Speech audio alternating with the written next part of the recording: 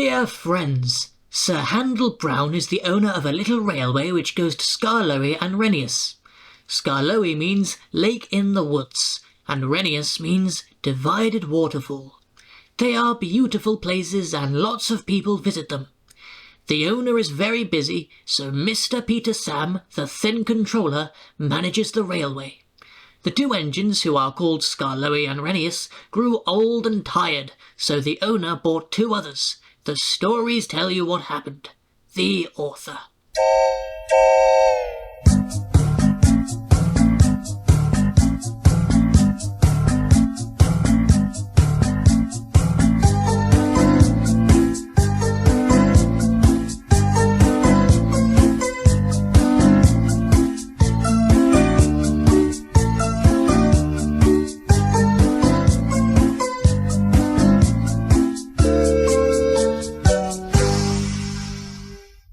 The fat controller had sent Edward to the works to be mended. Near the workstation, Edward noticed a narrow-gauge engine standing in an open-sided shed. That's Skarloey, he thought. What's he doing there? He remembered Skarloey and his brother Rennius, because in the old days he had often brought passengers who wanted to travel up to the lake in their little train. As the men at the works could not mend him at once, Edward asked them to put him on a siding close to Skarloey. Skarloey was pleased to see Edward. "The owner has just bought two more engines," he said. "He told me I was a very old engine and deserved a good rest. He gave me this shed so that I could see everything and not be lonely. But I am lonely all the same," he continued sadly. "I miss Rennius very much. Yesterday one of the new engines pushed him on a truck, and now he's gone to be mended. I wish I could be mended too and pull coaches again." "Have your coaches got names?" asked Edward. "Oh yes, there's Agnes, Ruth, Jemima, Lucy and Beatrice. Agnes is proud. She has cushions for first-class passengers. She pities Ruth, Jemima and Lucy, who are third class with bare boards. But they all four sniff at Beatrice. Beatrice often smells of fish and cheese, but she is most important," said Skarloey earnestly. "She has a little window through which the guard sells tickets. I sometimes leave the others behind, but I always take Beatrice. You must have tickets and a guard, you know." "Of course," said Edward gravely. "Rennius and I," continued Skarloey, "used to take turns pulling the trains. We know everybody, and everybody knows us. We whistle to the people in the fields, at level crossings, and in lonely cottages and farms, and the people always wave to us. We love passing the school playgrounds at break time, for then the children always run over to the fence to watch us go by. The passengers always wave because they think the children are waving to them. But we engines know better, of course," said Skarloey importantly. "Yes, we do indeed," agreed Edward. "We take your tourists to the lake, and then get ready to pull the train back. We enjoy the morning journey home, because then our friends from the villages come down to do their shopping. We whistle before every station. Look out, and the people are there ready." "Where is Mrs. Last?" asked the guard. "She's coming." We whistle, and Mrs. Last comes running onto the platform. "We'll leave you behind one of these days, missus," laughs our driver, but we know he never will. We stop elsewhere too, at farm crossings and stiles where paths lead to lonely houses. Rennius and I know all the places very well indeed, and our driver used to say that we would stop even if he didn't put on the brakes. Sometimes on market day, Ruth, Jemima and Lucy were so full of people that the guard would allow third-class passengers to travel in Agnes. She didn't like that at all, and would rumble, "First-class coach, third-class people." That made me cross. "Shut up," I'd say, "or I'll bump you." That soon stopped her rudeness to my friends. Just then some workmen came. "We're going to mend you now, Edward," they said. "Come along." "Goodbye, Skarloey. Thank you for telling me about your railway. It's a lovely line." It is. Thank you for talking to me, Edward. You've cheered me up. Goodbye." Skarloey watched Edward being taken back to the works. Then, shutting his eyes, he dozed in the warm afternoon sun. He smiled as he dozed, for he was dreaming, as old engines will, of happy days in the past. The new engines look very smart. One was called Sir Handel and the other Peter Sam. "What a small shed," grumbled Sir Handel. "This won't do at all." "I think it's nice," said Peter Sam. "Huh!" grunted Sir Handel. "What's that rubbish?" "Shh, shh," said Peter Sam. "That's Skarloey, the famous old engine." "I'm sorry, Skarloey," he whispered. "Sir Handel's upset now, but he's quite nice really." Skarloey felt sorry for Peter Sam. "Now, Sir Handel," said the fireman next morning, "we'll get you ready." "I'm tired," he yawned. "Let Peter Sam go, he'd love it." "No," said the fireman. "Owner's orders, you're first." "Oh well," said Sir Handel sulkily, "I suppose I must." When his driver arrived, Sir Handel puffed away to fetch the coaches. "Whatever next?" he snorted. "Those aren't coaches, they're cattle trucks." "Oh!" screamed Agnes, Ruth, Lucy, Jemima and Beatrice. "What a horrid engine!" "It's not what I'm used to," clanked Sir Handel rebelliously, making for the station. He rolled to the platform just as Gordon arrived. "Hello," he said. "Who are you?" "I'm Gordon. Who are you?" "I'm Sir Handel. Yes, I've heard of you. You're an express engine, I believe. So am I. But I'm used to bogie coaches, not these cattle trucks." "Do you have bogie coaches?" "Oh, yes, I see you do." "We must have a chat sometime." "Sorry I can't stop. Must keep time, you know." And he puffed off, leaving Gordon at a loss for words. Come along, he puffed. Cattle trucks, grumbled the coaches. We'll pay him out. Presently they stopped at a station. The line curved here and began to climb. It was not very steep, but the day was misty, and the rails were slippery. "Hold back," whispered Agnes to Ruth. "Hold back," whispered Ruth to Jemima. "Hold back," whispered Jemima to Lucy. "Hold back," whispered Lucy to Beatrice, and they giggled as Sir Handel started in their couplings titled, Come on, he puffed as his wheels slipped on the greasy rails. Come on.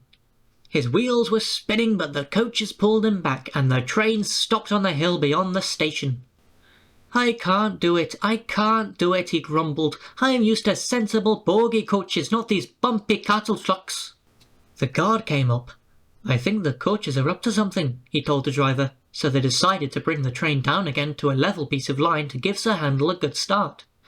The guard helped the fireman put sand on the rails, and Sir Handel made a tremendous effort. The coaches tried hard to drag him back, but he puffed and pulled so hard that they were soon over the top and away on their journey. The thing controller was severe with Sir Handel that night. You are a troublesome engine, he said. You are rude, conceited, and much too big for your wheels. Next time I shall punish you severely. Sir Handel was impressed and behaved well for several days. Then one morning he took the train to the top station. He was cross. It was Peter Sam's turn, but the thing controller had made him go instead. We'll leave the coaches, said his driver, and fetch some trucks from the quarry. Trucks, snorted Sir Handel. Trucks. Yes, his driver repeated. Trucks. Sir Handel jerked forward. I won't, he muttered. So there. He lurched, bumped and stopped. His driver and fireman got out. Told you, said Sir Handel triumphantly. He had pushed the rails apart and settled down between them. They telephoned the thin controller. He came up at once with Peter Sam and brought some workmen in a truck. Then he and the fireman took Peter Sam home with the coaches while the driver and the workmen put Sir Handel back on the rails. Sir Handel did not feel so pleased with himself when he crawled home and found the thin controller waiting for him. You are a very naughty engine, he said sternly. You will stay in the shed till I can trust you to behave. As Sir Handel was shut up, Peter Sam had to run the line. He was excited and the fireman found it hard to get him ready. Sober up, can't you? He growled. Anybody would think, said Sir Handel rudely, that he wanted to work. All respectable engines do, said Skarloey firmly. I wish I could work myself. Keep calm, Peter Sam. Don't get excited, but you'll do very well. But Peter Sam was in such a state that he couldn't listen. When his driver came, Peter Sam ran along to fetch the coaches. Beep, beep, beep. Come along, girls, he whistled, and although he was so excited, he remembered to be careful. That's the way, my dears, gently does it. What did he say? Asked Jemima, who was deaf. He said, come along, girls, and he called us his dears, simpered the other coaches. Really, one does not know what to think. Such a handsome young engine too, so nice and well-mannered." And they tittered happily together as they followed Peter Sam. Peter Sam fussed into the station to find Henry already there. "This won't do, youngster," said Henry. "I can't be kept waiting. If you are late tonight, I'll go off and leave your passengers behind."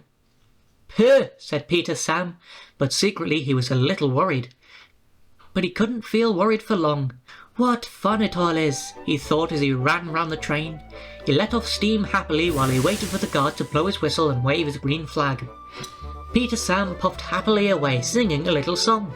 "I'm Peter Sam, I'm running this line. I'm Peter Sam, I'm running this line." The people waved as he passed the farms and cottages, and he gave a loud whistle at the school. The children all ran to see him puffing by. Agnes, Ruth, Jemima, Lucy and Beatrice enjoyed themselves too. "He's cocky, truck truck, but he's nice, truck truck. He's cocky, truck truck, but he's nice, truck truck," they sang as they trundled along. They were growing very fond of Peter Sam. Every afternoon they had to wait an hour at the station by the lake. The driver, fireman and the guard usually bought something from the refreshment lady and went and sat in Beatrice. The refreshment lady always came home on this train. Time passed slowly today for Peter Sam. At last his driver and fireman came. "Hurry up, please," he whistled to the passengers, and they came strolling back to the station. Peter Sam was sizzling with impatience. "How awful," he thought, "if we miss Henry's train." The last passengers arrived. The guard was ready with his flag and whistle. The refreshment lady walked across the platform. Then it happened. The guard says that Peter Sam was too impatient. Peter Sam says he was sure he heard a whistle.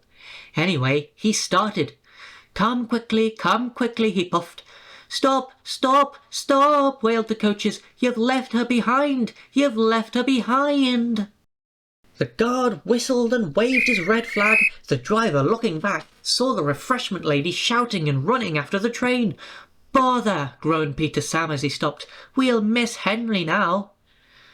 The refreshment lady climbed into Beatrice and they started again. "We are sure to be late, we're sure to be late," panted Peter Sam frantically. His driver had to keep checking him. "Steady, old boy, steady." Peter Sam whistled at the stations. "Hurry, please, hurry!" And they reached the big station just as Henry steamed in. "Hurrah!" cried Peter Sam. "We've caught him after all!" And he let off steam with a relief. "Not bad, youngster," said Henry loftily. The refreshment lady shook her fist at Peter Sam. "What do you mean by leaving me behind?" she demanded. "I'm sorry, refreshment lady, but I was worried about our passengers." And he told her what Henry had said. The refreshment lady laughed. "You a silly engine," she said. "Henry would a day ago. He's got to wait. It's a guaranteed connection." "Well," said Peter Sam. "Well, where's that Henry?" But Peter Sam was too late that time, for Henry had chortled away. Sir Handel stayed shut up for several days, but one market day Peter Sam could not work. He needed repairs. Sir Handel was glad to come out. He tried to be kind, but the coaches didn't trust him. They were awkward and rude. He even sang them little songs, but it was no use. It was most unfortunate too that Sir Handel had to check suddenly to avoid running over a sheep. "He's bumped us," screamed the coaches. "Let's pay him out." The coaches knew that all engines must go carefully at a place near the big station, but they were so cross with Sir Handel that they didn't care what they did. They surged into Sir Handel, making him lurch off the line. Luckily, no one was hurt. Sir Handel limped to the shed. The thin controller inspected the damage. "No more work for you today," he said. "Bother those coaches. We must take the village people home and fetch the tourists, all without an engine." "What about me, sir?" said a voice. "Skarloey," he exclaimed. "Can you do it?" "I'll try," answered the old engine. The coaches stood at the platform. Skarloey advanced on them, hissing crossly. "I am ashamed of you," he scolded. "Such behaviour! You might have hurt your passengers. On market day too." "We're sorry, Skarloey. We didn't think. It's that Sir Handel. He's—" "No tales," said Skarloey firmly. "I won't have it. And don't you dare try tricks on me." "No, Skarloey, of course not, Skarloey," quivered the coaches meekly. Skarloey might be old and have dirty paint, but he was certainly an engine who would stand no nonsense. His friends crowded round, and the guard had to shoo them away before they could start. Skarloey felt happy. He remembered all the gates and stiles where he had to stop and whistle to his friends.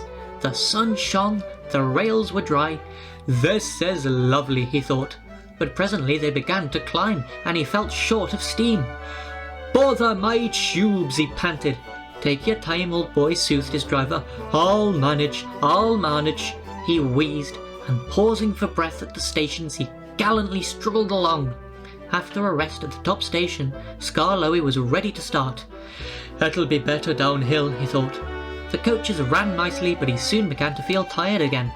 His springs were weak, and the rail joints jarred his wheels. Then, with a crack, a front spring broke and he stopped. I feel all crooked, he complained. That's torn it, said his driver. We'll need a bus now for our passengers. No, pleaded Skarloey. I'd be ashamed to have a bus take my passengers. I'll get home or bust, he promised bravely. The thin controller looked at his watch and paced the platform. James and his train waited impatiently too. They heard a hoarse beep, beep. Then groaning, clanging and clanking, Skarloey crept into sight. He was tilted to one side and making fearful noises, but he plodded bravely on. I'll do it, he gasped between the clanks and groans. I've done it. And he sighed thankfully as the train stopped where James was waiting. James said nothing. He waited for his passengers and then respectfully puffed away. You were right, sir, said Skarloey to the owner that evening. Old engines can't pull trains like young ones. The owner smiled. They can if they're mended, old faithful, he said, and that's what will happen to you. You deserve it. Oh, sir, said Skarloey happily. Sir Handel is longing for Skarloey to come back. He thinks Skarloey is the best engine in the world. He does his fair share of the work now, and the coaches never play tricks on him because he always manages them in Skarloey's way.